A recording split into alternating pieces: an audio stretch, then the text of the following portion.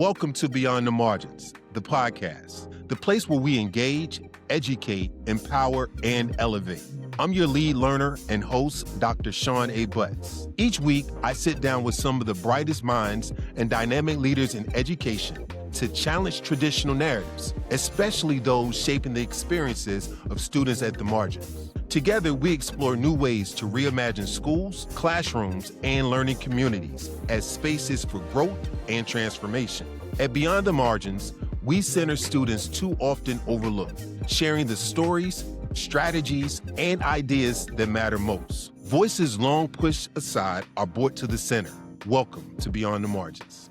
You know, research consistently shows that school leadership is second only to classroom instruction among school-based factors influencing student achievement and engagement. Studies estimate that effective school leadership accounts for roughly 25% of schools' impact on student learning, largely through the influence of school culture, teacher development, and instructional qualities. When principals and district leaders create environments built on trust, high expectations, and meaningful relationships, student engagement rises and achievement follows. Today's question is simple but profound. What kind of leadership creates the kind of schools students don't want to leave?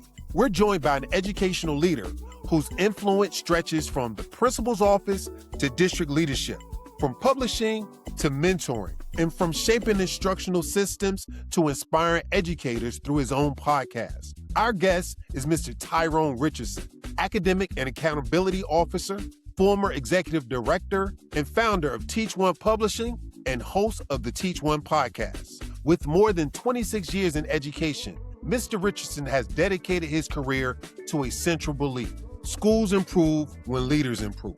Help me welcome Mr. Tyrone Richardson to Beyond the Margins. Welcome to the show, Mr. Richardson. Hey, thank you, Dr. Butts, for having me. Glad to be part of the Beyond the Margins family. Absolutely, absolutely. Look, man, you've done a number of things in our profession.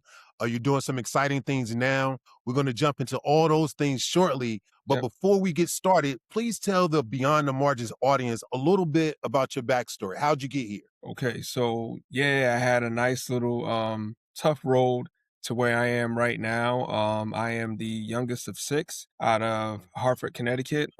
Interestingly enough, out of those 6, I was the baby. Of course, I already said youngest, right? But I didn't know who my father was. So my mom raised us. I had other siblings, of course, and they knew who their father was. I was the last one out of, I want to say, 3 dads out of the 6 kids, but I didn't know who mine was. So we grew up in Hartford, Connecticut. Came through the ranks, Hartford Public Schools, in the projects, moving from house to house, different things like that. Growing up in early 70s, I was born in 73, and kind of had a rough in high school, 80s, crack epidemic. Most people don't know Connecticut does have its hoods and in different areas and situations and stuff like that. So took me some time to get through high school the right way and get through college the right way. Stumbled a lot here and there, but eventually I did make it to become an educator. I made it to become a camp counselor and a teacher for a while, which was just phenomenal. But I almost didn't make it through that either, right? As a teacher, eventually a coach and facilitator. From there to a principal. I was a principal for 10 years at K-8 school and also a middle school. And then I became an executive director, all in Hartford, right? Like I said, I was the poster boy for Hartford for a while, for 25 years, educator in Hartford, Connecticut, coming up, with no dad and stuff like that. Went back, taught in the city that I was born and raised in. And then I moved on. Right now, I'm what's called I'm called an academics and accountability officer in New Britain, Connecticut for grades 6 through 12. And that's basically an assistant superintendent. So I supervise schools and I supervise the curriculum layout for grades 6 through 12 in New Britain, which is just another city right outside of Hartford. And along those ways too, I authored a couple of books, got a little family going. So yeah, I'm here right now just trying to ride out my next few years thinking about retirement. Yeah, for sure. Yep. And look, Yep. that's a lot in a nutshell, man. And thank you Yeah. for sharing your story. Yeah. But one thing that came to mind was, you talked about your upbringing, it being a little rough. I'm Yeah. sure I'm also the baby in my family too. So Okay. I Okay. always, yeah, yeah. So I always shout out the babies. We win in some ways and we lose in other ways. For sure. Um, Yep. Yep. so in your identity formation, from getting to be, this kid growing up and trying in tough situations, how did you begin to see yourself as an educator? Was there a moment, a watershed moment, or Mm, a person who mm. let you see yourself there? So for one, I think middle school, I mean not even middle school. I want to say well middle school was tough, but high school was my changing moment, right? High school was I played football, I was an athlete, but I was short, right? I don't know if you can tell from here, but I'm vertically challenged. I'm amongst that Okay. group. I know I wasn't going to the NFL, but I love Yeah. football and I was pretty good at it. And so people looked out for me. I was doing well in that first year. Every year I was in school. For football season, I was all right. Once Yeah. football season ended, man, it just turned into a whole nother ball game for me. And so I used to skip school a lot. In Hartford at that time, if you missed 20 days or more of school, you wouldn't get credit for your classes. So I Wow. was actually in middle school, I was in a gifted and talented program, elementaries, different things like that. I knew what I was doing. I just wasn't interested in school. I didn't like Yeah. the way I looked necessarily. I was just going through some tough times. We didn't have much money. I had the same clothes, all the adolescent things that you can go through. Yeah. And I just wasn't into it like that. And so after playing football, and I want to say the first 2 years after missing too much school, I didn't get any credit. I showed up the third year as a freshman Wow. and with no credit. And so my school counselor wasn't really on point at that time. And so in that third year, I got a school counselor named Miss Centeo, Charlene Okay. Centeo. And she sat me down. I was like, what are we doing? Okay. And I remember at that time, it was actually before then, in my freshman year, my real freshman year in '87, I had cooking class. And I tell Okay. this story a lot. I had cooking class, and because it was cooking, it was an elective, and so we had different grade levels in that one class, right? Hmm. So there was a senior in our class, and me and my friend T was in that class too.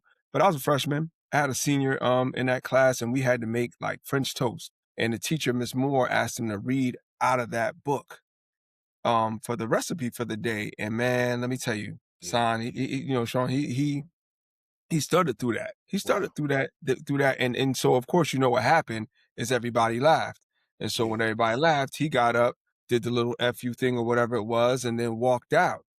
And that hit me that day. It was like, man, I gotta do something. If I'm gonna do something, I hope it's around education. I Yeah. wanted to teach people reading from that moment. I still ain't had my head together. I still didn't know how I was gonna do that.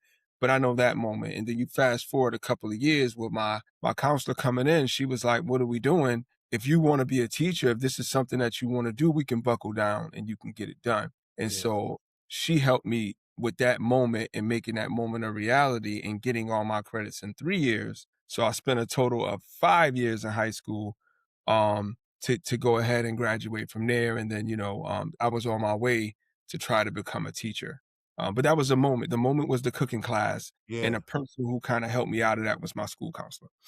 Yeah, and a couple things come to light as I hear you tell your story. One is, sports is the ultimately any extracurricular activity is the ultimate student engagement linchpin, right? It brings Hmm. young people in a way where, classrooms would be better suited if they did. And Yeah. there's always, a person, in this case it was a counselor who said, "Hey, what are we doing?" Just Yeah. straightforward and to the point. So, and in your buddy's case, it was about engagement, right? There was an environment where he could engage with the instruction and get any deficits he may have had. So here's Yeah. my question. In your role now as an academic and accountability officer, Okay. what are some of the student engagement mishaps that are still being made in classrooms and schools today? Well, first of all, one of the things we have is regarding student voice in your entire school. So one of the things that I go about with my principals is they set the conditions for success in their building, right? They set the conditions for the students to be successful, the teachers to be successful, all that. And one of the things that we had to jump on once I got to New Britain, I've been there now 4 years, was student voice. Yeah. We didn't necessarily have in our 6 through 12 format a student council at every school. We didn't run our surveys the right way, right? When it came to really taking a climate survey twice or three times a year, listening to what the students had to say, and then acting on those results we got back, whether it was from any of our constituents, our staff, students, or parents, but definitely taking our students seriously about what it is their school experience is like. And so that's the first thing that pops in my mind when you ask that question. It's Yeah. just from the set the condition piece that we value you. We school, and I always say this too, when we would have the hoodie debates, because I'm a firm believer of kids could wear hoodies in school, and we don't need uniforms and stuff like that. But I'll be like, school is for students, school is for kids. Yeah. Yeah. School's not for adults, right? Right. School is Right. for this is their building. We're trying to get them on board. So I think that's the first thing I think of is student voice in our Yeah. buildings, and a lot of people not willing to listen to students. Yeah. I always frame it this way. Who's it for anyway? Whose building Right. is it? Whose class is it? Who's it for anyway? And so why is it, and I've asked this question several times in season one to different educators, Yep. why is it as educators, either as school level leaders or classroom teachers, we do not like relinquishing that control back to the learners? Yeah, I think when you mention that, that brings up climate management or classroom management in the classroom and how you want things in a specific order, right? I Mhm. gotta have things this way because if I don't, I kind of feel like I'm losing it. I'm not in control. Again, most of my time has been in the 6-12 range, and sometimes with those teachers, they're content driven. They're excellent at Yeah, knowing their content, right? Like for I sure. know geometry. I know history. You can't tell me anything about World War II. Mhm. However, can I reach young people? Can I Mhm. reach adolescents? Can I be that person that can be a catalyst to their learning with letting go in the classroom, with saying, listen, y'all could talk, we can have a conversation. Let's talk about that. Let's go off script for a second and go down this line. Yeah, we Yeah, had a little debate going. Yeah, it got a little noisy in the class. Yeah, there was some stuff that didn't follow the lesson plan or the structure the way I wanted it, but my classroom should be that way because yeah. you're right. That's how sometimes life That's could how be. it's And so supposed I to be. think, Yeah. yeah, I think sometimes with middle school folks and high school folks, especially, they they're looking for, I just want to teach my content because I Mhm. know I can deliver it to you. Nothing intentional about wanting to harm kids or not let them, Yeah. get off what they need to get off. But I just think that sometimes that's the issue and we want control. Now I do think, unfortunately, in some ways, like some people want to be in front of kids and think that it's all about control. If you do things my way, the way I have it set up, you will be successful. So don't mess up that line without really studying the adolescent brain and There you how go. it works. You're There you right. go. And so yeah, we see that a lot. Whenever educators lead with a heavy hand, they lose. I Hmm. mean, it's one of you, is 18, 20, 35, 25, whatever your school population ratio is. Yeah. And if the hive turns against you, you're done. And Yeah. so it's better to build relationships and to make it relevant. And then Right. students are more likely to stick with you and through it. Yep. So, in terms of student engagement, how would you define student engagement? How do you know it when you see it? So I think man, student engagement can come in all different ways, even if it's not at a high level. So we look at rigor, right? What's the level of rigor in that classroom? Because I can be engaged at a very small level to a very high level, right? You can ask me to read this passage. I'm engaged in reading this passage, but I'm not fully, learning from it. I'm not, that light didn't go on. I didn't ask questions. So I think one of the main indicators of high levels of student engagement is questioning. Yeah. And if the student is curious about something, you hit something, it's like, wait a minute, that made a connection. Questions and connections, right? I had a question about that.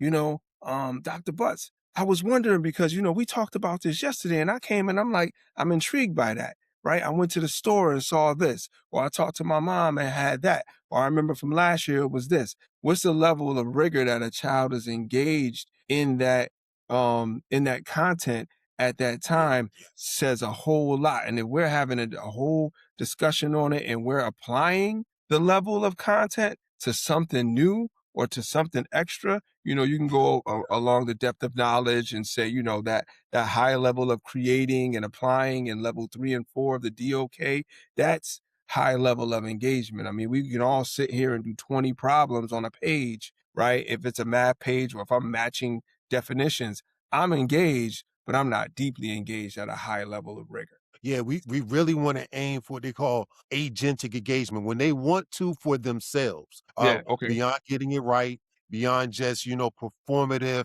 Behavior is good, but Yep. just because they're behaving doesn't mean that they're engaged with your content.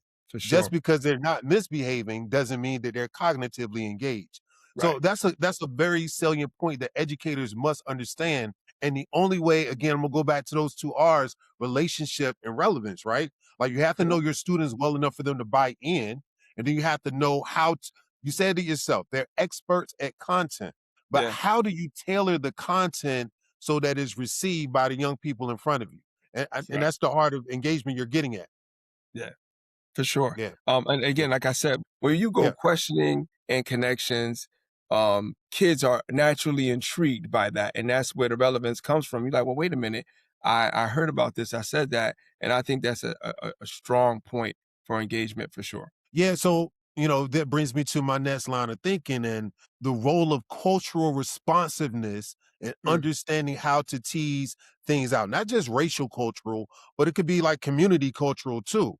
right. Um, I worked in years in Baltimore City where there's a real bike culture. Well, by Yep. understanding there's a bike culture, I can always tailor my lesson to a large swath of my students. Yeah. So how is that? What is the role of educators in understanding their students well enough to be able to make those pivots? Oh man. So again, I always believed in at whatever level I was at, particularly at the assistant superintendent level, executive director level, anytime that I'm in charge of principals and then I get them into our learning sessions, right? We call them networks.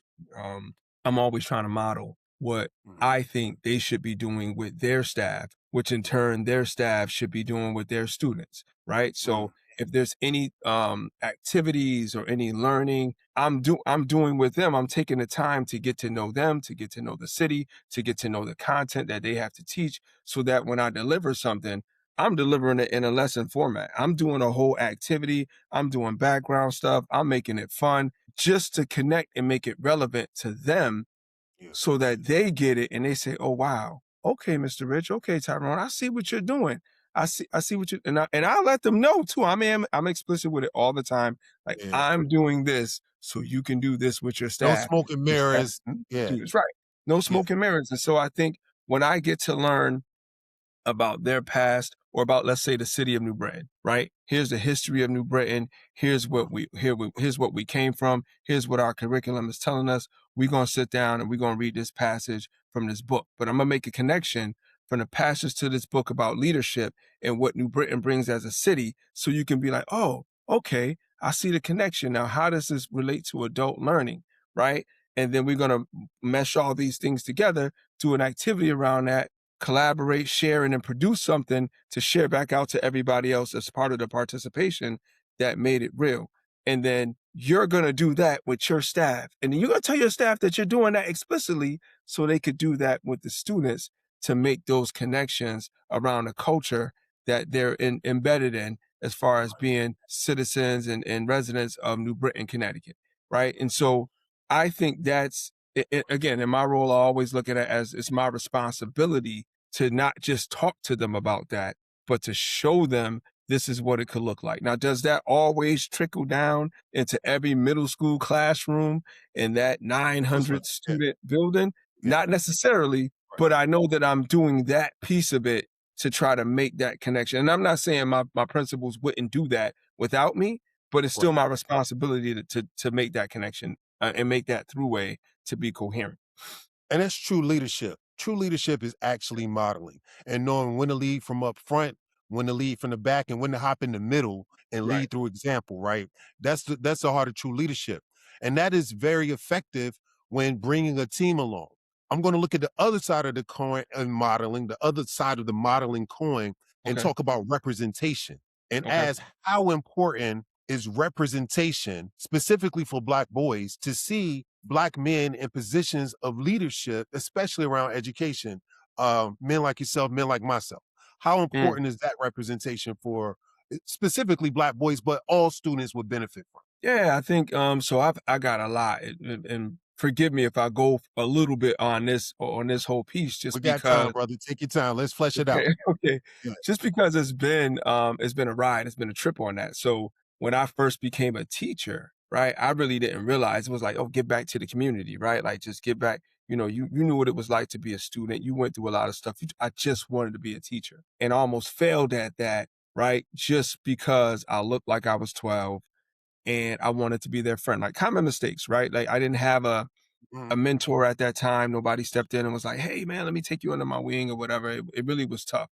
And so growing from that moment and seeing my impact that I could have as a teacher, as I, developed my craft and got better at what my expectations were with my students, man, I saw the power quick because I was also a single father, right? Okay. So being a single father at that time, and having my son and also beginning my teaching career, that parallel was amazing, right? As a parent and mind you, not having a dad and Yeah. not really having a father figure like that in my life to step in, right? So growing up, not having a real father figure, not knowing how to be a father, not knowing how to be a teacher, and coming up like that was tough. And so when I saw the impact of my students seeing me in tow with my son, right, whether it was here or there or pictures of this and that, Mhm. and just knowing my situation, because I'm always vulnerable to a fault, right? Everybody knows what's going on. And so that power of I'm in front of you and you see me made me change the way I dress, made me change what I listened to when I was around them in front of them. And when I first was a teacher, I might have been playing something I wasn't supposed to in class. Again, trying to be X, Y, and Z. And then I'm like, nah, these kids are like, no way. I see that effect of what's gonna happen with them. And I grew up in the hood, mind you, and I grew up on hip hop, right? So knowing all that, the responsibility of being a black male to change people's lives, it actually helped me write my first book called Saturday. I took a whole group of kids that I had for that year and what they went through with their parents and whatnot. And that book came out of this experience as like just seeing stuff and seeing what they was going through. And the responsibility for me, again, like I said, I was saying this to somebody the other day too. I went from like wearing sandals in school, God help me, to dressing in shirts and ties, right? And Yeah. like being like that person to having a young men's group in my elementary school. And then once I became a math coach and was like around the buildings now and around the city, I showed up in buildings and everybody was like, who that? Now, when I was in my own schools, they knew who I was, right? I was one of Yeah. the only Right. black teachers in the building, let alone a black male. So everybody was like, I want to be in his class. I want to be, right? And then I had to develop that strong sense of expectations, right? I had to develop my voice. Mind you, I'm Yeah. also a theater arts major. So I can put Okay. on different hats and different, right? Yeah. My wife says I can act a lot. But right, so I could do those things where it's like, listen, I need everybody to sit down right now, right? Like I need this level of this, but then I could pull it back and be like, hey, listen, I'm only on y'all like this because we need to get this done, right? And then we Yeah. can move to that. So anyway, once I became a principal, that level multiplied. And one of my female mentors who was a principal of mine, Miss Patsy Darity, she kind of saw that in me and was like, you can make that bigger impact if you go to Mhm. be an administrator. So, Yes. because a lot of people, when they're in your position as a black male teacher, they don't want to be administrators necessarily. And I know why, but it's a bigger impact. So, in my schools as a black man, first, I went back to the school I used to live across the street from, school that I Wow. attended. Yeah. And I had That's that school. impactful. That's Yeah. impactful. Yeah. Again, I looked like maybe I was like 18 at the time, but I was principal of that building Mhm. and I got mad respect for that. And I ran it that way. I ran it in a great way to be like, okay, this is me. No matter what, you're going to see me shirt and tie every day, except for Fridays. I did believe in dressing down Fridays. We wore polos, we wore hoodies, we did different things like that. Yeah. And then once I got a magnet school, the responsibility of seeing me as a black male went even further because as a magnet school, unfortunately, there's unintended consequences of recruiting people into your building. So I'm in a neighborhood school, I'm in a neighborhood town, and we got to recruit suburban white students, Yeah. right? We had to Yeah. have 25% suburb, 25% white kids come. We had Indian kids, we had Spanish kids, we had a lot of different. Our school was so diverse, it was unbelievable. But I had to recruit students. And so when they saw me at the recruitment fairs or they saw that I was the principal, I got a lot of turned heads, right? Yeah. Got a lot of turned heads, right? Like Mhm. like, this guy is the principal. This guy, yep, I am. Come on, let's sit That's down. Let's me. have a conversation. Let's Yep. talk curriculum. Let's talk behavior. Let's talk expectations. And it's a lot of hard work being a young Black male, and earning the respect and responsibility, not just from Black families and Spanish families. And no, we ain't, we cool and everything, and we can talk. And I know how to code switch for sure. Yeah. But this is what you're gonna get, right? You're gonna get a respectful, a responsible, a no nonsense, and I'm gonna hold you and your families to high expectations, and I'm gonna do things around your students, no matter what color or gender they are, that I would do around my own son. I'm gonna listen. I'm only allowing certain things, and we're gonna expect this kind of behavior. I had a middle school where saying two words were not allowed in my middle school: shut up and stupid. Forget about Okay. everything else. Yeah. Forget about everything else, right? Shut up and stupid were not allowed because I valued people and I valued how we spoke to one another. And that's just how I rolled. So I'm Yeah. trying to answer your question. Like I said, I can go on and But on this one, but you yeah, you you expectations for answer sure. my question Yep, in a variety of ways, and yep, you're right.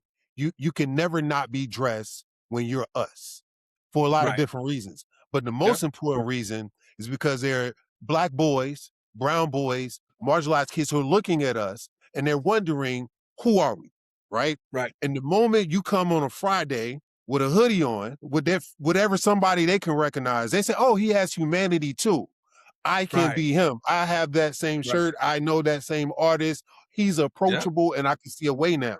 Oh And so yeah. it is Oh, yeah. very much hard work. And so also the thing about it now though, in my role now, my role in the last 8 years has been supervising principals. So Mhm. now I go into the schools suited for sure, very rarely even in a polo, because I'm supervising a principal. So I'm coming from Right. central office. Now principals, as you can imagine, come in all different flavors and all different sizes and whatnot. And so when those students see me, when those teachers see me, when those people see me, they're like, oh my Mhm. God, who is this guy?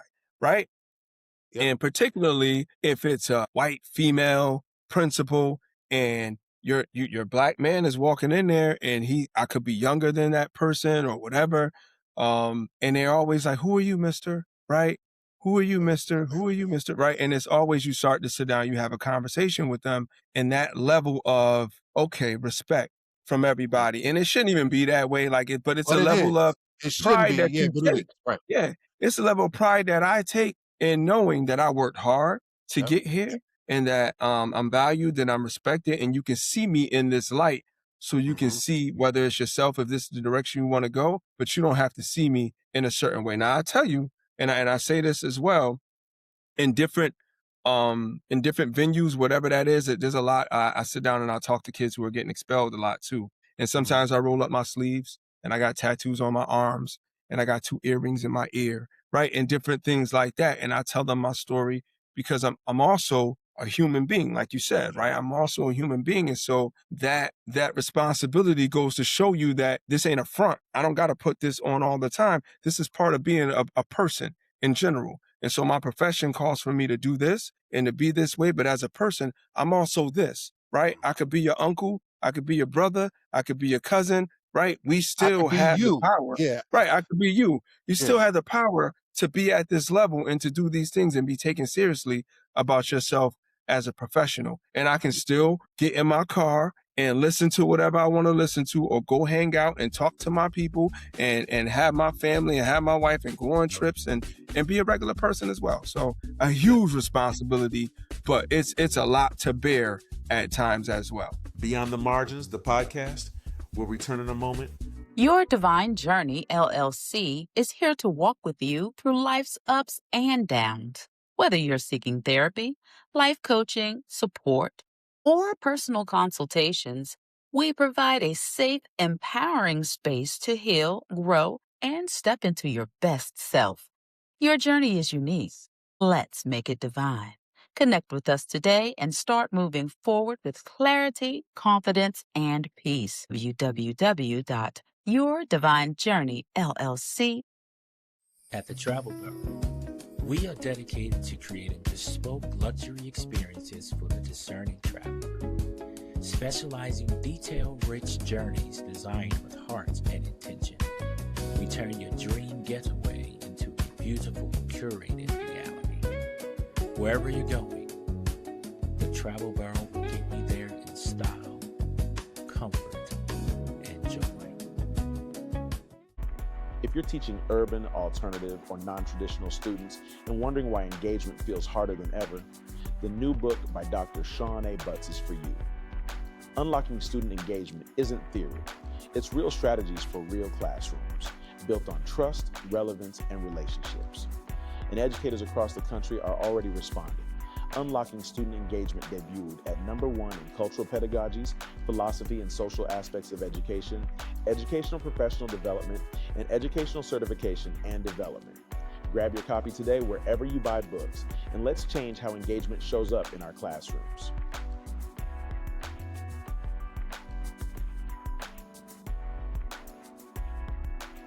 Welcome back to Beyond the Margins. You know, it's so important that we're transparent and we share our stories, not just the good parts. You know, we'll need to just hold up our degrees. Sometimes we should pull up like the warrants or the tickets or whatever you had in your past and say, look, you can bounce back. For sure. I've worked in juvenile justice for some time as well. And when I'm walking across the compound, the young people might say, hey, who are you? Are you a lawyer? You the new superintendent? Who are you? But they know off instinct. And so likewise, I'll walk up to them. Sometimes I roll up the sleeves or talk the lingo so that they know that not only am I this, I'm also very close to you. And you are very close to me, and we can all go to the same place. Which kind of brings me to a new thought. What unique perspectives do Black male leaders bring to education? Based on our experiences, our perspectives, and what it takes for us to get there. Yeah, I think that, wow. I think that it has to be said for just how you may have come up or how you may be perceived, right? Perception is big time, and people automatically put you in a box because of what you look like and because of where you are. Just because I grew up in the hood doesn't mean every Black person grew up in the hood, right? Or Just because, it doesn't even mean that you're hood. right. It doesn't even mean that that's my persona. Just because I grew up without a father doesn't mean that every Black person grew up without a father. And just because I can come into a room and speak correctly, right, so to speak, or that I'm college educated, doesn't mean I had it easy, right? Doesn't mean I came from the suburbs or had a silver spoon in my mouth or skipped a generation or whatnot. You don't know what you have.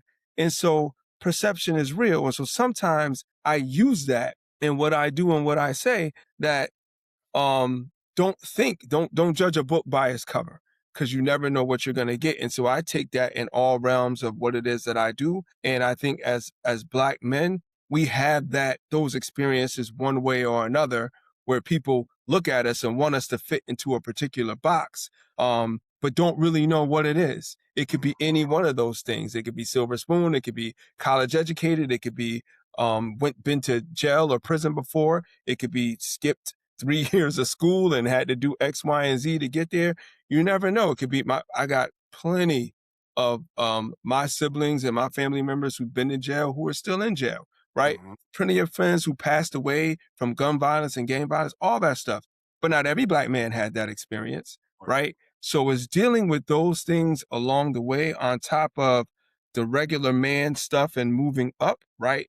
That could include, unfortunately, who you slept with or what deals you made, or how did you get in this position because somebody liked you or somebody looked out for you, or they were filling a quota and they had to have a Black person or they had to have a male. Like, you got to fight so many things to get to where you are, that the perspective of just being a well-rounded individual that cares about kids and competent in their work is sometimes just misses that. And you got to, and like I said, in order to get to where I am right now, I had to fight through all that stuff. Yeah. And you know what? I think that's why when we get to the table, we're double-edged sharp, because we've had to jump over so many gaps and leap so many hurdles to get there, right? Yeah. And so in terms of gaps, what persistent gaps do you still see that's impacting education in urban settings or for minority groups that is persistent but fixable? Oh, fixable. Yeah, well, I think they're all fixable. Let me back yeah, up. Let me yeah, take fixable off because they're all okay. fixable. But Yep, what is yep. something that you're seeing that's still prevalent as a gap that's just holding people back, maybe? Yeah, I think when it comes to minority educators, I think there's a huge impact that we could have out here, but I think the value of teaching itself plays into the role. We're seeing too many colleges that are not having minority candidates. We're seeing, and I think it's a huger problem system wide when it comes to culture that we bring to education. So I think a gap in minority educators, particularly in my area, I know where I'm at in Connecticut. A great colleague of mine, Dr. Terrell Hill, who's retiring soon, he did a study a few years back for his doctorate around the number of minority superintendents in just Connecticut alone. We have 172 cities, municipalities that have superintendents. And I want to say at that time that he did that, between 5 and 7 were Wow, African American or Black, right? wow, Out of wow. 172. And so when it comes to, and we're talking plenty of minority, cities and towns that, you could have a superintendent of color. It just wasn't there. But when you go back and you look at educators, I mean, that number, I think, has been declining when it Mm, comes to minority educators, particularly in Connecticut. I could be wrong, but I don't see it as much. So much so that everybody knows who you are, right? Like in a small place like this, if you like, well, that person, yeah, I know. Everybody going, you can't mix us up. I yeah. came up as a teacher. I want to say there was 3 or 4 Black male teachers that were young in the city. Mm, And so, yeah, they might have mixed our names up for some strange reason, but we knew who each other were. Like we heard right. about that other, rare species on Yeah, the other side of town. And so I yeah. think a gap there is minority educators as a whole. And we have to do something about that makes it more attractive for folks to get into education because and I'm not saying every minority teacher is great either, Yeah, but sure. students perk up when they see you walk in the room. They do. Students of color want to see what's happening, want to see what's going on, and I think that's the first thing that came to my mind when you asked that question. Yeah, and I'm wondering, you touched on it a little earlier, like basically the societal value of teaching, Mm, that's can be interpreted or delineated from the salaries or the respect or lack of respect that educators get. yeah. And I'm wondering, in the Black community, we often talk about upward mobilization. Hmm. Unfortunately, oftentimes that's maybe through illegal methods. There's Yeah. sometimes college, there's sometimes entrepreneurship, but it's always about mobile progression, right? How do I get up? And when you think about education, what comes along with being an educator? Or you're going to also have to drive Uber. You're going to need a part-time job. Yeah. You're not going to Yeah. make a lot of money. They say these Right. things, right? Yep. But you have cracked an egg that many educators have not maybe tapped into, and that's educational entrepreneurship. Yeah. So can we Yeah. talk about the importance of educational entrepreneurship in a profession that may not reward you financially? Right. So that's what I was gonna say. I don't know if I'm an entrepreneur or not, but I got a couple things that I dabble in because of the passion around the work that I'm involved in. Right, like educating. I wake up every day and find something energized to be prepared for and going to work. Right, whether I'm gonna have this one-on-one meeting with someone, or whether I'm gonna get in front of a group of kids, or I'm gonna jump on a podcast. Right. So along the lines in my educational journey, I wanted to write a book. Right. I wanted to Mhm. say I got to tell this story. So I wrote this first book I wrote was called Quadrilateral. And that was something that wasn't meant to get out and make money or whatever, but it was meant to like educate people and like say I did something that was meaningful because at the time I was a 6th grade teacher and on the Mhm. Connecticut mastery test, our standardized assessment at the time, our students were struggling with polygons, right? Okay. So I taught every subject area. It was like these polygons and quadrilaterals was a specific kind of polygon. And I was like, you know what? I'm gonna create a character. And I Okay. created a character called Quadrilateral. Now, Nice. when you're an educator and you, particularly if you write a book, I'm also, and I knew back then, this was a long time ago too, and I knew back then that there's a conflict of interest that comes into play when you're trying to produce something, right? We didn't have social media at that time. There wasn't anything I had to print a book. A friend of mine helped me publish it and whatnot. But that was to say I did it, right? I didn't take the book and then peddle it through the city of Hartford at the other schools or anything like. Most people don't even know now that I wrote that book. But it's out in Amazon. It's places you can get it and whatnot. But that was a cool book with a character named Quadrilateral from that. I wrote a second book called Saturday, which was the one I was mentioning earlier that I wrote before Quadrilateral. I just didn't publish it before then. And that started out as just a poem in my head about a student who goes through the week, right? He goes through Monday all the way to Saturday with just certain things happening throughout that week. And it's like, Monday, can't think, always the same, get to school late, siblings to blame, like stuff like that. About the student experience through that week. And it's a banger. That book right there, Saturday, I'm telling you, that one, that's a good one. So that's my baby. But I still never took that either and pushed it because I always thought it was a conflict of interest. I still think it is now, being in the position that I'm in now and doing the things that I'm doing. And so that's one thing that I have out there as an entrepreneur is a couple of books. I have a publishing company where I publish books. I've published my own book.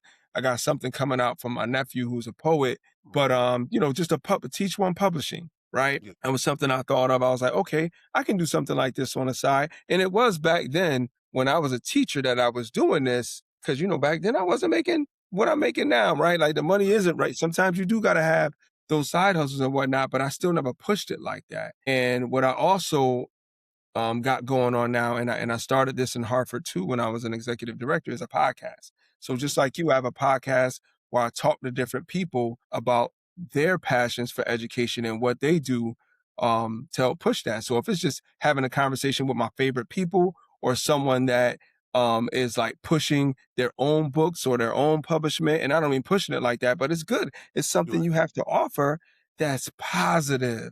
That's not drama filled. And yeah, we may talk about some stuff that brings up controversy, but it's just so different than what we see now in this platform where we have men. I'm so sorry, Dr. Bus. I'm so sorry, Sean, man. Like we have men that use these platforms to complain, to start drama, for clickbait, to yap, to gossip, to Nothing fight. productive. Nothing productive. And so I was in this realm a few years ago. I did it in Hartford, and I decided to do it again on my own as an educator and an entrepreneur to say, listen, man, I just want to have a positive conversation about education. And so I think being in these spaces and having the ability to do it like this and support other people and connect and talk, man, I'm all over the internet liking other people's stuff and sharing stuff and just trying to be a positive individual, not and like you mentioned, I'm not making any money off of this right now. I'm not, but I'm doing it because it's something I feel fulfills me because I'm a man of a certain age and I need to be fulfilled in life. So yeah, you know what? Social entrepreneurship is just as real as one based in revenue. And it's a blessing to be able to get to a point in your career where you're able to, based on your experience and your background, and you have the desire to give it all back to the community in meaningful ways. So hats off to you. So tell us more about the podcast. How long have you been doing it? How can people find it? So this particular podcast is called the Teach One Podcast. I've been doing it since 2025. That is last year. I think my first episode went out in August. I am on 14, 15, and 16 right now because I've had all the interviews and I haven't published them yet. So I'm on 14, 15, and 16 for this year. I'm going to wrap up with one more, take the summer to kind of like filter those out, send some more stuff out and align some stuff in. But it's been phenomenal right now. You can catch the Teach One podcast on Spotify, on YouTube, on Podbean, and on Apple. Those are all the platforms where you can catch me at. I'm also on Instagram, I think at Mr. Rich T1P, which is Teach One Publishing. So at Mr. Rich, I'm on Instagram, and I'm probably on Facebook too. Yeah. And you've also done some stuff around leadership mentorship.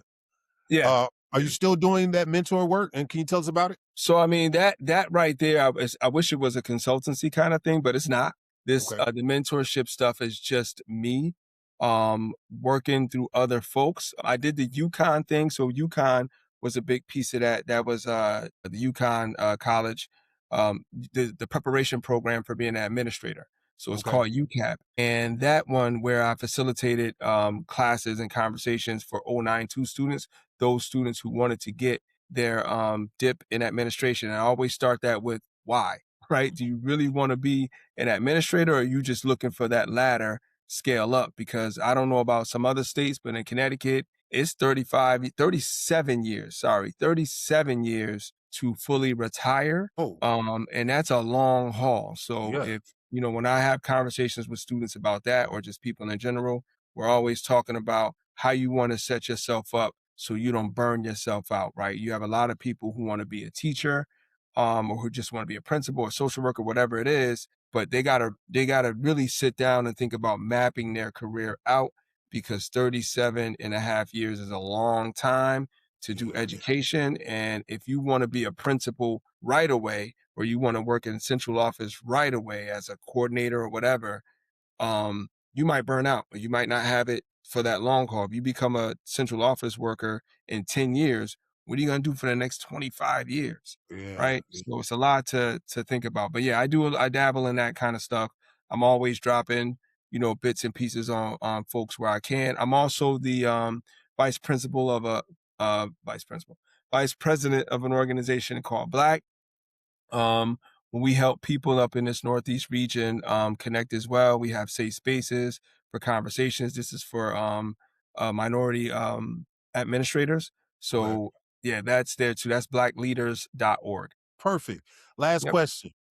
Mhm. If you could change one thing in education and it was sure to change, what would you do? Funding. And I know that is a huge one, especially where I am. I saw an article the other day that talked about Connecticut has one of the biggest gaps when it comes to funding in our different municipalities. So in our districts, funding, the way we fund our school systems, and I get it, you live in a rich town, your mill rate, your pay, all that kind of stuff takes care of your taxes, takes care of schools and whatnot, but we got to do a better job with that all around the board. So we could change funding at the federal, the state, and the local levels to iron out, to fit the needs of the schools that we have.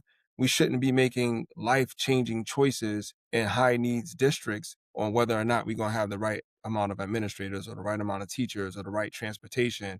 Meanwhile, we giving basketball players $400 million contracts. You know what I mean? So that's a funding education is way off for what we need in our country. You can always tell what priorities are by following the dollars. And it's unfortunate, but it's true. Yeah. Well, look, Mr. Richardson, thank you, brother, for joining us today. This was an impactful conversation, one that brothers can, and anybody, educators can listen to, drill down in, and learn from.